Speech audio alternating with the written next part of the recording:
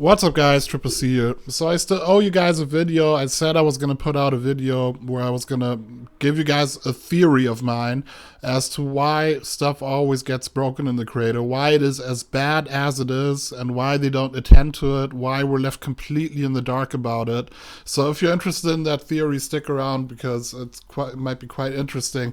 First off, also to people who might not be so familiar with this, if you're not a creator yourself, like with every DLC, and they mess stuff up in the creator, like sometimes worse, sometimes they completely break everything. Like we had time frames where we couldn't really create at all anymore with Ill-Gotten Gains DLC, for example. Like it's constantly, it's just like with every DLC, stuff consecutively always gets broken, and we never know what's up. We never know when it's going to be fixed. We never know if they're even aware of it because they don't communicate with the community.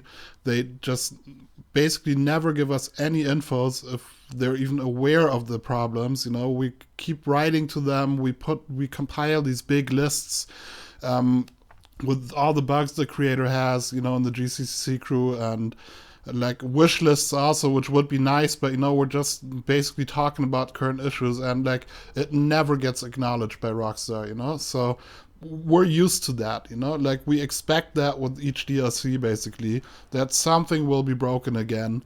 And of course, coding is complex and everything, and unforeseen stuff can happen. We're all aware of that and we appreciate that. But what's so devastating basically, or so disappointing, is that they don't communicate with us, because like stuff can happen, like if you have this immensely complex code and you add stuff to it, you can't really plan ahead for every eventuality that's going to happen, and we're all aware of that. So if they would just say, hey guys, with the recent DLC, that and that got broken in the creator, or we're experiencing issues with it, we are aware of it and we're looking into it. Then we would at least know that they're aware of it and that they're going to be looking into it, But like it is now, we just know with each DLC that comes that like nothing's going to be like before, and we have no idea if it will ever change back, and it's just like we're completely left in the dark always. Now with this last DLC, with the patch 1.38, basically they took it a step further even, because we're used to them breaking stuff in the creator. What they did now is they're messing with existing jobs, like thousands or tens of thousands of jobs have been broken by the CLC, and it's just so devastating for so many creators. And it's also, like a thread. It's always happening, like we the creators, we create stuff for this game. We create custom content which is appealing to so many people, and we do this all for free, because that's also always the argument. Yeah, you're getting the DLC for free, so what are you complaining about? Yeah, us creators, we're also creating content for Rockstar for free, so it's a win-win situation basically. It's both parties mutually benefit from that, so don't forget that. Also, a lot of players actually say that, somebody says that to you, oh, why are you complaining, it's a free DLC? Like, bottom line, I have 2 videos on this already. Bottom line is, if Rockstar wouldn't earn money with the DLCs, they wouldn't be putting them out, period. They are making a shitload of money with these DLCs, with those so-called microtransactions, which are not even microtransactions in GTA, but it's big money being spent there on the shark cards. If you look at all these special vehicles now, the Ruiner, like over 5 million, like the amount of money people have to spend to be able to buy these cars, to buy shark cards. Rockstar is earning a shitload of money with these DLCs.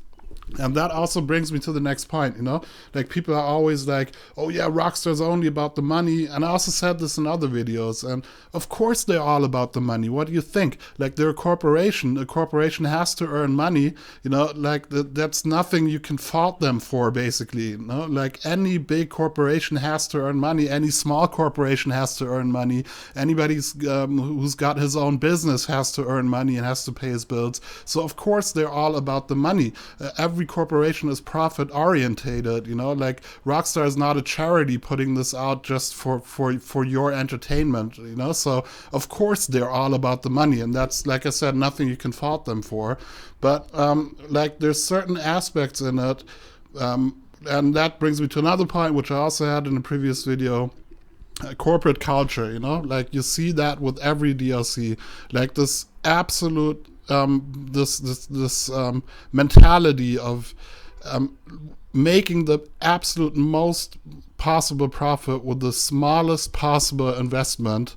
That's what you see in each DLC, you know, and like gaming used to be a pretty small segment, but this has become a multi-billion-dollar industry. You know, like Rockstar, for example, is owned by Take-Two Interactive. You know, which is a multi-billion. Like the company has a market share of multi-billion dollars and is listed in the S&P 500 index. You know, that's one of the 500 biggest companies in the US. You know, so of course we're talking big money here, and like these companies, they're publicly listed on stock exchanges. They have their obligations to the shareholders, and like if you're listed on the stock exchange, I'm not going to go too deep into this because I have 2 videos on this already, you know, but basically what people want to see in the equity markets is always growth. You know, your company has to grow, your revenue has to increase, your profits have to increase. You can't just constantly make the same amount of money every year. You have to grow, basically. Otherwise, your company is unattractive for investors. Nobody will buy your share. And so that brings me to the next point again. Like with Rockstar turning over so much money and having this gigantic revenue, of course, there's people in that company that have like an economic background and have like an economic education. You know, these are not just programmers that are doing this for fun. You know, it's big business and big money. So what Rockstar basically is, it's a tech company, you know, like, and in a tech company, you have different people working there, different departments, you know. You have like the programmers, you have human resources people, you have marketing people, you have the administrative people, you know, like all kinds of segments. Like in any other business, you got all these people working in this company. And now a lot of like, often when people talk about Rockstar and the DLCs, they're often like talking as if Rockstar was like this big entity, you know, like, oh yeah, Rockstar did that, or Rockstar is only about the money. But I think it's much more diverse than that, you know, like I think that the programmers in Rockstar and the community people, they're probably much more connected to the player base, to us, than some of you guys might think, you know. I think they care much more. Unfortunately, they just don't have a lot to say, you know, because they're not the ones making the financial decisions. They're not the ones making decisions at all. They basically get told what to do and they have to do that, you know. So, why do the DLCs always get broken? Basically, touching back to my point, what I said, like make the most possible profit with the least possible investment, is what we see in each DLC, you know? And now, what I'm going to put out here is a theory. Like, I don't know if it is like that, but it could very well be. Like, there's definitely different things. What could be the reason for this, you know? Like, I mean, it could be anything, you know, that the coding is just too complex, that they made some major errors when they developed the game, and now the coding is so complex and there's so many interdependencies in this code that basically it's unpredictable what's going to happen. That could, for example, also be, or it could be that that with these DLCs, they're paying programmers like on a freelance basis. You know, that could also be that it's not even the same programmers, that every time it's new programmers. Not very likely, but it could be, you know, like all that stuff basically could be. But the thing that, my theory basically, what might be going on there is that with this corporate culture, you know, and these executive necks there, and the people that are just like all about the money, and you have those people in the company, definitely, you know, and they're probably putting the programmers and the programming teams under immense pressure, under time pressure. They're probably understaffed, you know, they have certain deadlines to meet and just don't have the resources basically to get it done in those times, you know. And probably the programmers are talking to the executives and are like, hey Matt, we just need 2 more people on the team, or we need 3 more weeks. We can't deliver a product with a good quality in this amount of time. It's just impossible to do, you know. But the executives, then they just say, well, do it anyways, we're just going to put it out anyways, because what they're doing is they're looking at absolute numbers. And in absolute numbers, people are playing the game anyways. We are too as a creator community, like they always break stuff, but we're still on the game every day. Actually, also a lot of creators left, but most of us, we're still here. We still always put up with it and try to find workarounds, and still try to do it, even though it's just becoming increasingly difficult and some stuff also impossible. But we're still here, And then the next thing you gotta keep in mind that we as a creator community, we live in a bubble, because the majority of players playing this game, the casual gamer and people that are just not deep into creating like us and don't know a lot about this, the majority of those people, they can't even tell the difference between a job which is a good quality job or a bad quality job. They just play random stuff, random bumpy tubes snapped together or badly designed death matches. And I don't want to step on anybody's toes here, but these are just things that you see when you create yourself. You see those differences between the jobs, and if you're just a casual gamer, you won't even recognize this. So for the majority of the people playing this game, it's not even really important that we have high quality content, because they're also just fine with low quality content. Back in the day, before cutting stunts, I used to do this with King Coach Carter. We always joined random playlists and always looked at what people were playing. It was kind of fun for us, just bum rushing random playlists, joining them over the in-game, over the phone, just hitting join playlist. And then we'd often win all the races, but just also seeing what the people were playing. And I tell you, man, it's unbelievable what the people were playing, like also in those times before cutting stunts when we did that, there was so much quality content out there, and so much built with the templates and everything. But what the people were playing were like old, bumpy, broken PS3 jobs, and they were happy with it, So that's basically the main player base. They're just going to play anything, and they're cool with it, So keep that in mind, that basically how we view the game, we're a very, very small minority here in viewing the game like it is. So people are going to play the game anyways, and the people at Rockstar, the executives, they know that, So from their perspective, like thinking economically wise, they're thinking like, why should we invest more money in this thing if it's going to sell anyways? Why improve it if people are going to just do it anyways? And I get that in the short term thinking, but I think that thinking is flawed, because in the long run it will make a difference. This will show in the end, and Rockstar's reputation among the creators, like us who are still keeping the game alive after 3 years, the reputation of this company is so tarnished because we just expect the worst, and that's not how it should be. Like, I'm just looking at it at the view from one of these executives, because they probably only have that short-term profit-oriented mindset. Oh, put it out anyways, people are going to play it anyways. But if they would be aware how their reputation suffers under that, that might even get them to change, But yeah, I'm swerving off here. Let me get back to my theory. So basically the theory is why stuff always gets broken, because sometimes it was just so bad, like with the checkpoints being altered with cutting stunts, that broke tens of thousands of, maybe even hundreds of thousands of races. And for example, the templates rising, and after cutting stunts with the prop placement not being precise anymore, and just props just dropping when you place them.